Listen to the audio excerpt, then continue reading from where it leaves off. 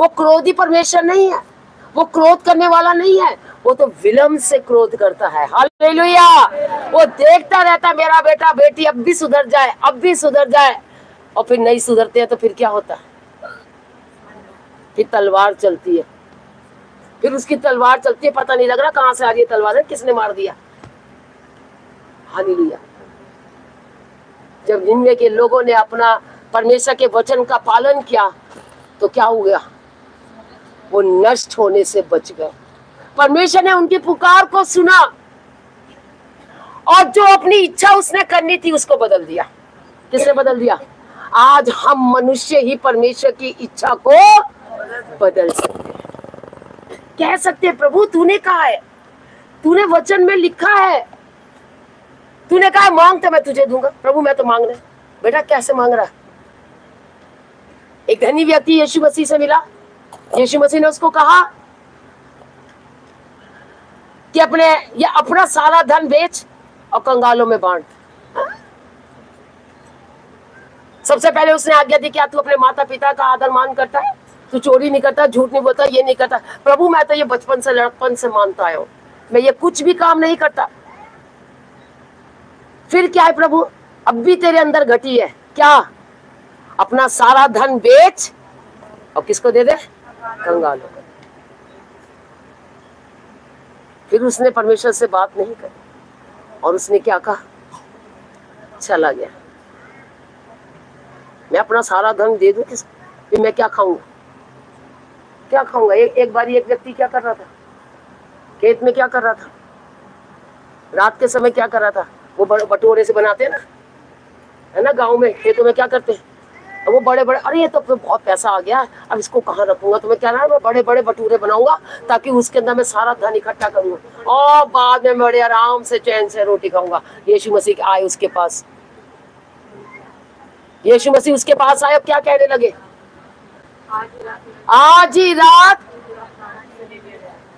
है, आज ही रात तेरा प्राण तुझसे मत कह ऐसी बातें, ये सब कुछ मेरे हाथ में, छोड़ दे।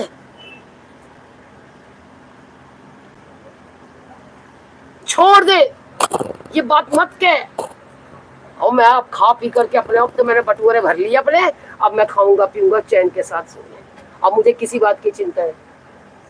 प्रभु ने कह दिया बेटा अपने प्राण की चिंता मत कर, अब ये तेरा प्राण आज ही रात ले लिया जाएगा। भर ले बटूरे, कितने भरने हैं? वो खाने वाले भटूरे नहीं, वो बनाते ना मिट्टी के बड़े बड़े जिसमें पथारियां, हाँ, और उसने तैयार कर लिया हो। अब तो मैं भैया चैन से सोऊंगा, अब मुझे कोई मेहनत नहीं करनी पड़ेगी। और हकीकत में सही में कोई मेहनत नहीं करनी पड़ेगी।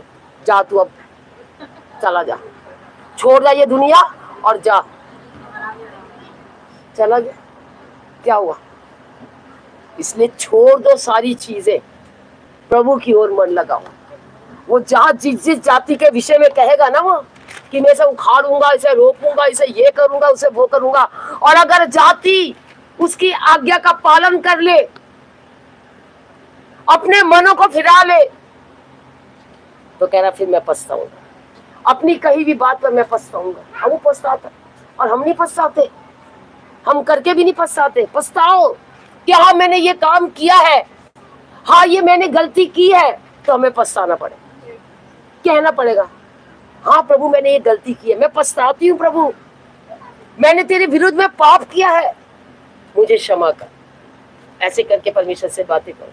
आगे कहता है वचन में, इसलिए अब तू यहूदा और यरूशलेम के निवासियों से ये कहे, यहोवा ये कहता है, देखो मैं तुम्हारी हानि की युक्ति और तुम्हारे विरुद्ध प्रबंध कर रहा हूँ। देखो क्या कह रहा है, अब मैं क्या कर रहा हूँ, अगर तुम मेरी अपने बुराइयों से नहीं फिरोगे, अपने बुरे कामों से नहीं फिरोगे, तो परमेश्वर ने यिर्मयाह से क्या कहा कि किससे कहे?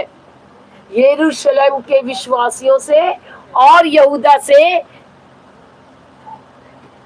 और यरूशलेम के निवासियों से ये कहे, यहोवा यूं कहता है, देखो मैं तुम्हारी हानि की युक्ति और तुम्हारे विरुद्ध प्रार्थना कर रहा हूँ। देखो तुम्हारी हानि की युक्ति और तुम्हारे लिए तुम्हारे विरुद्ध प्रबंध कर रहा हूं। अब वो कर रहा है प्रबंध। अगर आज हम फिरे नहीं, आज हम उन कामों से हटे